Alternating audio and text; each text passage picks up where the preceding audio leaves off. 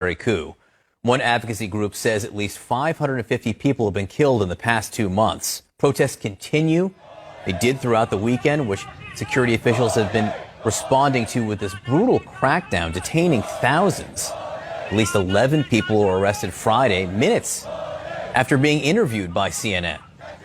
Our Clarissa Ward joins us now live from Myanmar with the permission of the military, who we do want to note is escorting our team. So, Clarissa, what's happening now? Tell us why it's so important for you to be there. Well, as you said, John, 2 months ago, a democratically elected government was overthrown by the military in a coup after the military suffered what can only be described as a humiliating defeat in the elections back in November. That coup has given rise to an enormous protest movement that has swelled across the country. Put simply, the military does not have the support of the people of Myanmar. And as those protests have swelled and people have become more angered about this coup, so too has the violent oppression of that protest movement by the military. As you said, hundreds have been killed, among them dozens of children.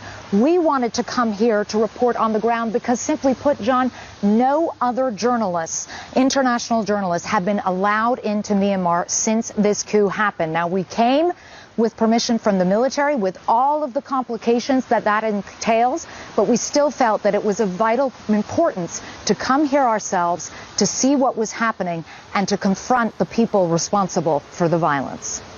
And so, Clarissa, I mean, I know all of this is delicate, but since you're under the auspices of the military, are you able to report freely? We had been assured prior to coming here that we would have independence and freedom of movement. We wanted to stay in a hotel in Yangon. That was not allowed. We're staying instead in this military compound. It's completely walled off. We cannot come in and out and move freely. On our first day, we were moving around with a convoy of 6 trucks full of soldiers. In addition to that, we have many minders following our every move. Whenever we do have the opportunity to be on the street, which is very rarely, Allison, our minders are constantly filming everything with their cell phones, making notes, making phone calls, taking records of every single person we talk to and every single movement we make. So it has not been without its challenges, Allison. Well, they're taking pictures and they're taking names, apparently, Clarissa. So tell us about the people who've been detained after speaking with you. So this was a very distressing incident, John. On one day, we were finally allowed to go to a public space, to an open market. And it's important to underscore here that we have not solicited contact with any activists, with anyone who's part of the protest movement, because we know, given the context that we're here in, just how dangerous that could be. However, when we took our cameras out in this market and started shooting video, people started coming up to us. People started giving the 3-fingered Hunger Games salute that has become the emblem, the symbol of this defiant movement. And they came up and started telling us their stories. They told us they were frightened. They told us there is no peace there. And we let them say their piece. We felt it was important to give them the opportunity to have their side of the story on the record. Shortly afterwards, however, we found out that many of them were detained. One woman actually ran after me while we were still at the market, trembling like a leaf, on the phone with someone who said that 3 people we'd spoken to had already been arrested. We had the opportunity, however, to sit down with Myanmar's senior military leadership, the government spokesman himself, and we asked him why on earth these people had been arrested, and we urged him to release them. Take a listen. We went to a market in Yangon, and a lot of people approached us because they wanted to talk to us. They wanted to tell their side of the story. We subsequently found out that at least 5 of them were arrested.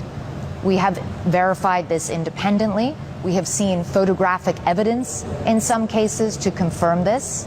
Can you please explain why you would be arresting people for talking to us? What possible crime did these people commit? They haven't committed any crime. We saw it on the news yesterday, and I asked how many were arrested.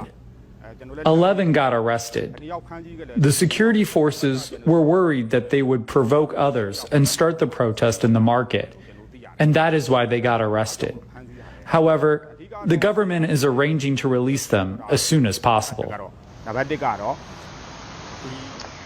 We are now very relieved to be able to confirm that at least 8 of those 11 people, and all 8 that CNN knew about, have now been released. And that is really, truly great news. But still, this just gives you such an idea of the situation that these people are confronting here. They can't even say on camera that they're frightened, that they want a better future, that they want democracy without being arrested. That's how threatened the military is by these people and by this enormously popular protest movement. John, Allison? So Clarissa, why does the military want you there, or why have they agreed to allow CNN to be there if they're just going to arrest everybody that you talk to? The military wants to get its side of the story on the record, too, and that's important, and we gave them the opportunity to do that. They see the protest movement as being violent, as being dangerous, as being disruptive to the economy. They say that if people allow the process to play out, that there will be elections again within the next 2 years. They paraded a series of victims before us who told us stories about being threatened by the protesters, humiliated by the protesters. They took us to buildings that they said had been vandalized by the protesters. But when it comes to the idea of this 2-year process before which there will be elections, you can understand why very few people here have any faith in that. There were democratically held elections back in November. There were independent observers who attended those elections who did not make note of any egregious fraud or anything of that nature. And yet still the military intercepted and this coup took place. So very few people here actually believe them when they say that there will be another chance at elections. And after more than half a century of repressive military rule, simply put, they're not willing to give up. They're not willing to let go of the hard-won freedoms that they have enjoyed in the last decade. Clarissa, do you have a sense if the military regime, their power is coalescing or growing at this point? Where is it on the curve as you look towards these elections, 2 years from now? From what we've seen on the ground, the military does not have anything in the way of strong support from the people. What they do have is sophisticated weaponry. What they do have is a large fighting force. There is no comparison in the scale of what you're seeing from the protesters versus what you're seeing from the military in terms of armaments, in terms of funding. And so the military does have that on its side, and it may well be that brute force wins the day here. What's very concerning to so many people, including the United Nations, who've warned that this could turn into a bloodbath, is that as the protesters become more incensed, as the protest movement becomes more violent, this country could be on course for real civil strife, and nobody wants to see that happen. Clarissa Ward, we are lucky to have you there. The world is lucky to have you there. So we get a window as to what is happening. Please stay safe, you and your team. Thank you for being